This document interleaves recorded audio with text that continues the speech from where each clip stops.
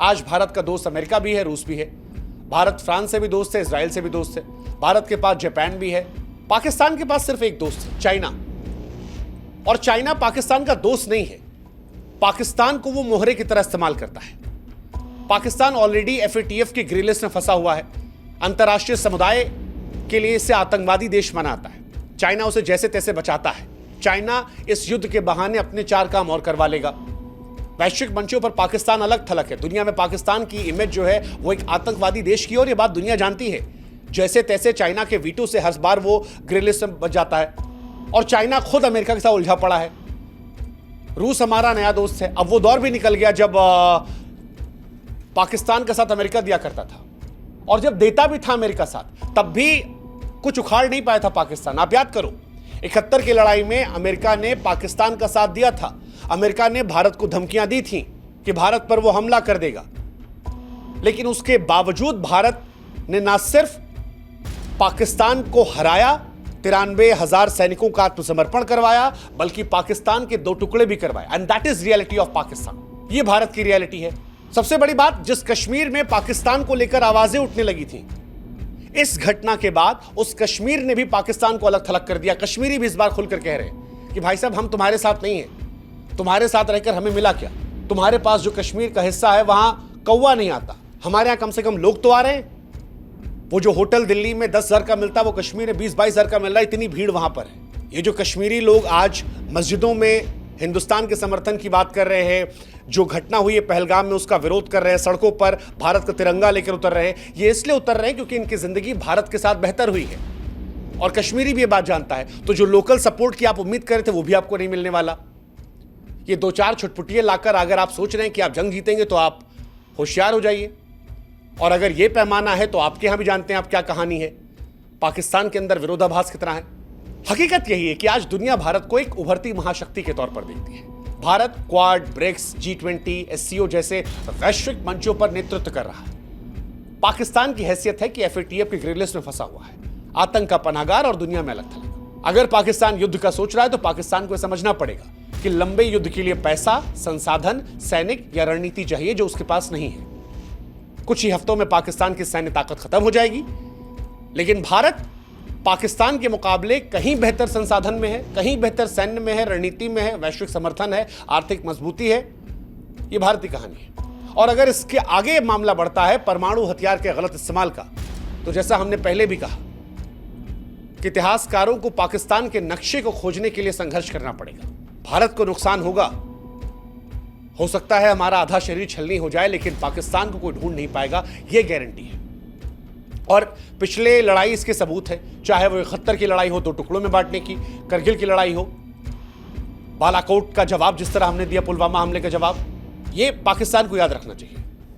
12 दिन के अंदर आतंक के तमाम अड्डों को नेस्तनाबूद कर दिया था, F-16 गिरा दिया था। और जिस अभिनंदन की चाय को लेकर वो कई बार मजाक उड़ाने की कोशिश करते हैं, पाकिस्तान की संसद में बयान है कि अभिनंदन को लौटाने का दबाव किस तरह था, किस तरह लोगों के पैर थर-थर कांप रहे थे। और ये हिंदुस्तान का जवाब नहीं है, ये पाकिस्तान की संसद में उनके सांसद का बयान कोट है कि टांगे कांप रही थी, डर ये था भारत हमला न कर दे, इसलिए अभिनंदन को लौटाया। ये चाय की नौटंकी सोशल मीडिया पर, टीवी डिबेट के तमाशों में अच्छी लगती है। रियलिटी जो है इससे बहुत अलग है। और रियलिटी यही है कि ये वो भारत नहीं है जो खामोश बैठता था, भारत है जो फैसले ले लेता है। अब हम उससे आगे निकल रहे हैं, जहां एक गाल पे थप्पड़ खाओ, दूसरा आगे कर दो। अब यह है, अगर गाल पे थप्पड़ मारोगे तो ऐसा मारेंगे कि लौट के गिरोगे। जवाब देते भी हैं, हिसाब भी करते हैं। और इसीलिए इस रियलिटी को पाकिस्तान को भी एक्सेप्ट करना होगा कि जिस देश के गोदाम खाली हो, हवाई जहाज जर्जर हो, अर्थव्यवस्था दिवालिया हो चुकी हो, वो भारत जैसी सैन्य महाशक्ति को चुनौती नहीं दे सकता। इतिहास के पन्ने जब पलटे जाते हैं तो कुछ मुल्क अपनी वीरता से अमर होते हैं और कुछ कायरता से मिट जाते हैं। पाकिस्तान आज उसी दूसरी श्रेणी में खड़ा है, जिसने पराजय, पतन और प्रवंचना का प्रतीक है। हिंदुस्तान शांति चाहता है, पर शांति समाधान के साथ, सम्मान के साथ। भारत धैर्यवान है, लेकिन भारत कायर नहीं है। भारत सहनशील है, लेकिन भारत अपने आत्मसम्मान से समझौता नहीं करता। और अगर गलती से भी पाकिस्तान ने ऐसी कोई हिमाकत करने की कोशिश की, तो यकीन मानिए इस बार बांग्लादेश नहीं बनेगा, इस बार सियालकोट नहीं बचेगा, इस्लामाबाद का नाम भी जो है वो इतिहास से पहुंच जाएगा। तो ये बात उनको समझनी चाहिए। क्योंकि अगर इस बार ऐसा कोई युद्ध होता है, जिस तरह से पाकिस्तान हमें प्रवोक करता है या हमारे लोगों को मारता है या अपने दहशतगर्दों को हिंदुस्तान में भेजता है, और या इन सब के बाद भी वो हिंदुस्तान को आंख दिखाने की कोशिश करता है और ये कहता है जी पाव पाव भर के एटम बम है, तो जी पाव पाव के एटम बम वाले अगर युद्ध में आप जाएंगे तो फिर इतिहास आपको ऐसे याद करेगा कि देयर वॉज अ पाकिस्तान, 1947 में बना था, 21वीं सदी में अंत हो गया। आशा करते हैं कि इंसानियत उस दौर में ना जाए। हकीकत वास्तविकता को हम सब समझे। बार बार हम कह रहे हैं कि युद्ध हमें नहीं चाहिए। हम सहनशील लोग हैं, लेकिन आपके सम्मान से समझौता नहीं करेंगे। हम वो देश हैं जो शांति चाहते हैं, धैर्यवान हैं, लेकिन हमारे धैर्य को कायरता में ना सोचा जाए, हमारी सहनशीलता को हमारी कमजोरी ना सोचा जाए।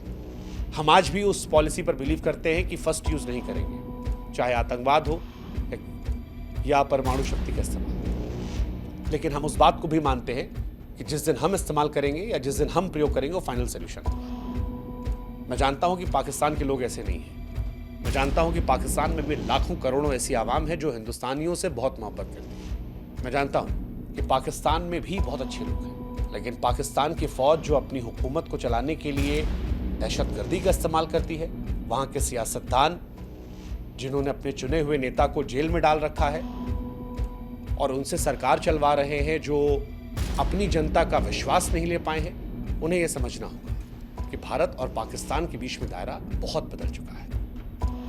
अब हमारी उनकी तुलना नहीं है। ऐसे में बेहतर है दहशतगर्दी बंद की जाए, बेहतर है आतंकवादियों का साथ ना दिया जाए, बेहतर है कि अपने देश पर ध्यान दिया जाए।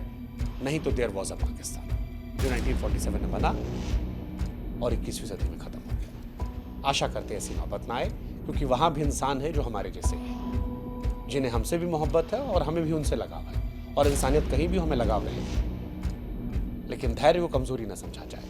जो पहलगाम में हुआ वो हमारे सब्र का इम्तिहान था, और अब धैर्य जवाब दे रहा है। जय हिंद, जय भारत, नमस्कार।